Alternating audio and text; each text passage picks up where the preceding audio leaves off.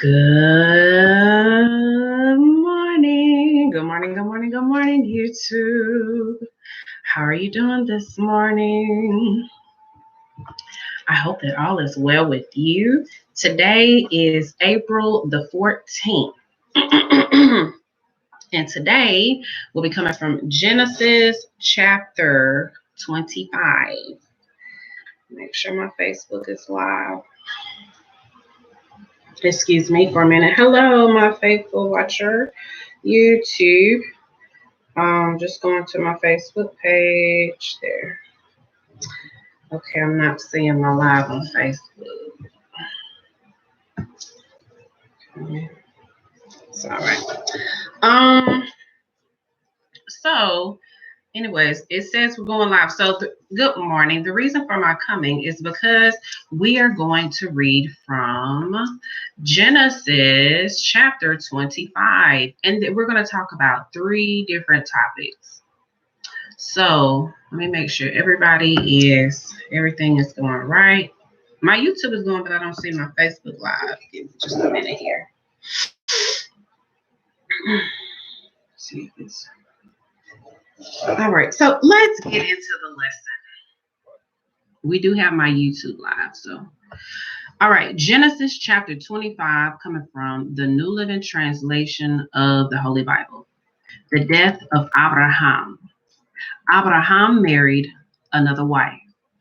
Now, this is after Sarah had died, whose name was Keturah. She gave birth, and I have a friend named Keturah. She gave birth to Zimran, Jokshan, Medan, Midian, Ishbak, and Shua. Jokshan was the father of Sheba and Dedan.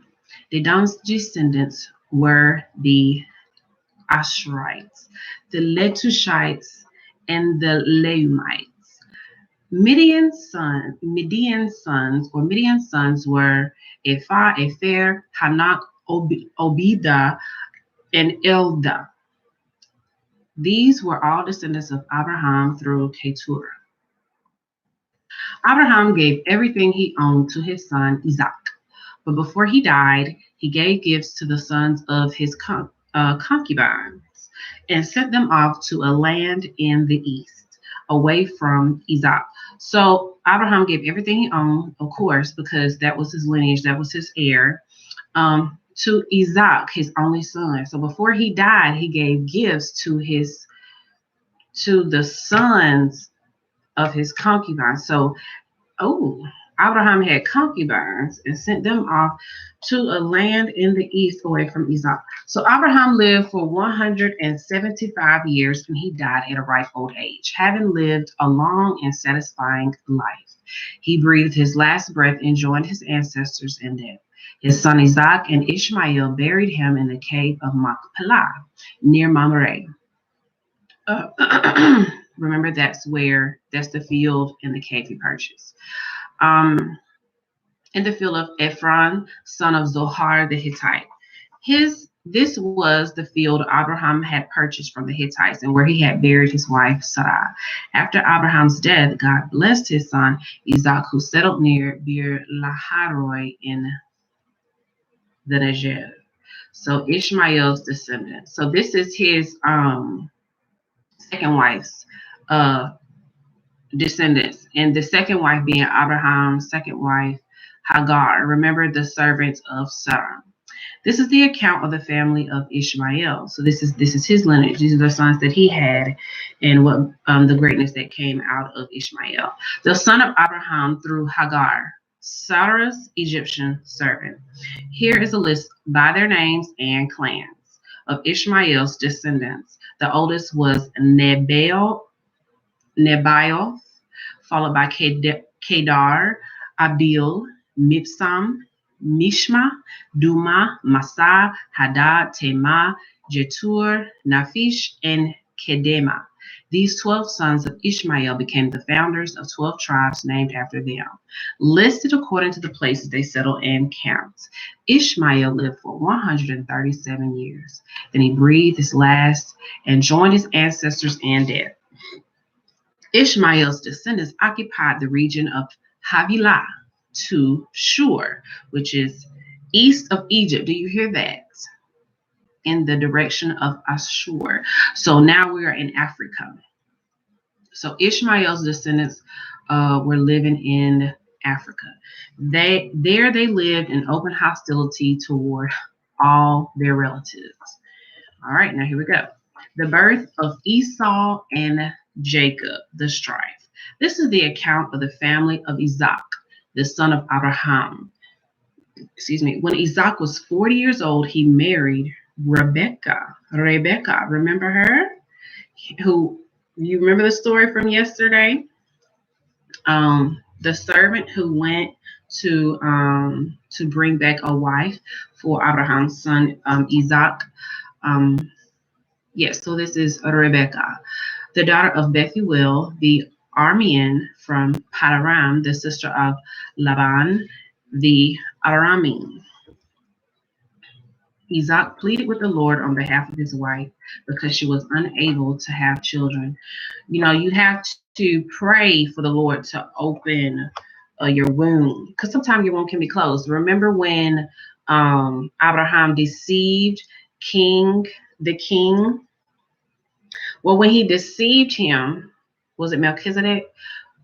When he deceived the king, the king's wives' wombs were all shut up because of the deception, because he could not have Sarah. Sarah was for Abraham, was pledged to Abraham so that they could have their son Isaac. There was just a whole future generation that was to come from Isaac. Let's get into the story because I can go on and on. The Lord answered Isaac's prayer, and Rebekah became pregnant with twins. But the two children struggled with each other in her womb. So she went to ask the Lord about it. What is happening to me? She asked. And the Lord told her, the sons in your womb will become two nations. From the very beginning, the two nations will be rivals. One nation will be stronger than the other, and your older son will serve your younger son. And when the time came to give birth, Rebecca discovered that she indeed have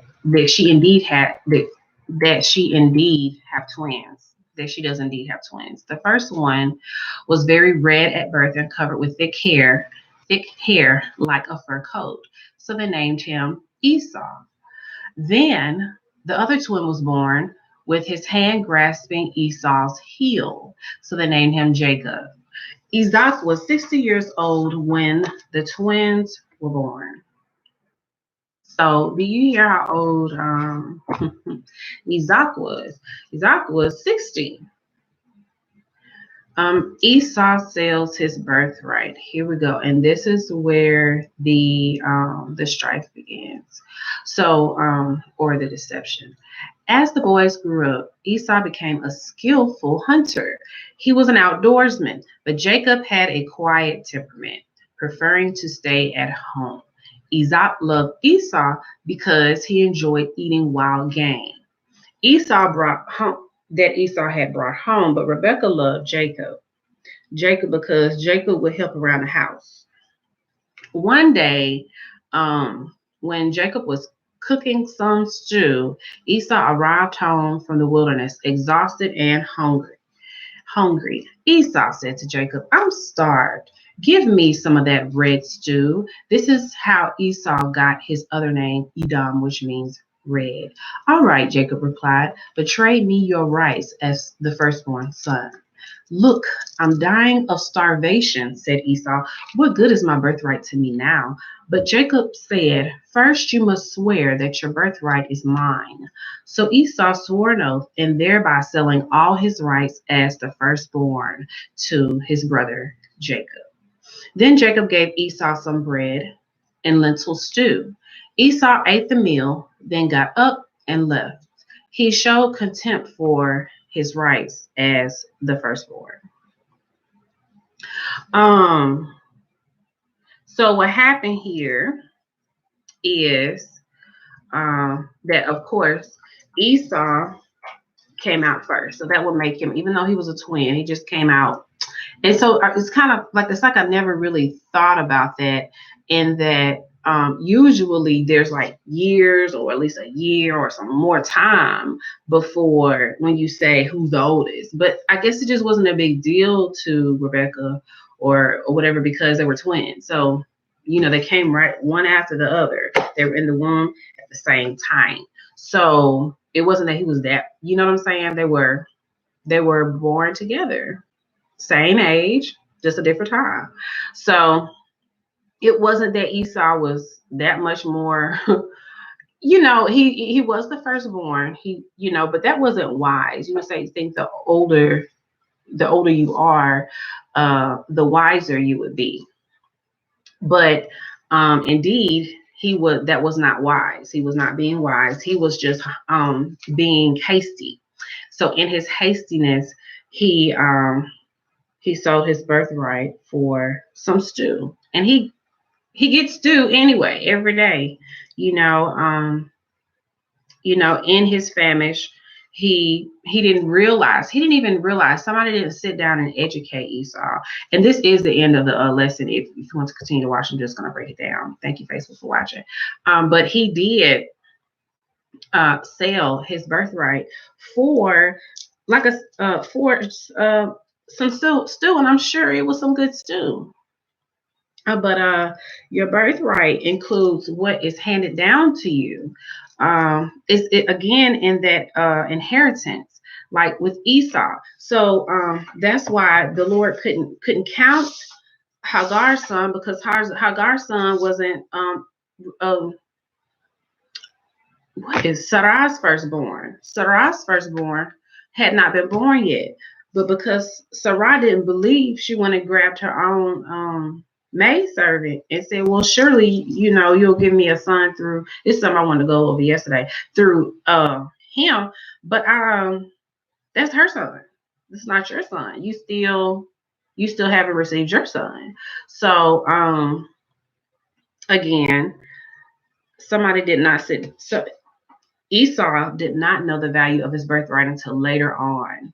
Um, even even further on down the line, when we tell the story about when Isaac gets old, I think at this time he will begin more. He will know. He will understand. And listen, even though he messed up, I'm gonna add in here what a birthright is, because um because a birthright is not it must not be an inheritance, because his dad still wanted to bless him in the end. He brought you will see his sons came near. He called for his oldest son and to bless him, and that's when the inheritance was to be passed down.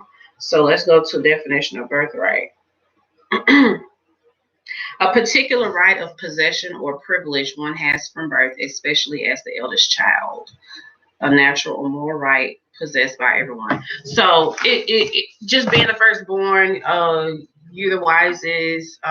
Usually you're nearer to your father or whatever, because of your wisdom, because you're the eldest, because you are to look after your younger siblings. That's just is what it is. They expect you to be a covering, and in this case, Esau was not wise. Again, he was a twin. But you will see how this story progresses in the end. So let me go ahead and begin to close. Um, I want to thank you all for watching. Thank you for listening until the end. And if you have not caught this from the beginning, please go back to the beginning and watch. Today is April 14th, and it is Tuesday, and the time is 9:43. I want to thank you all for watching, and I hope and pray that you have a blessed day out there. Thank you. Thank you for watching YouTube. Bye. Have a nice day.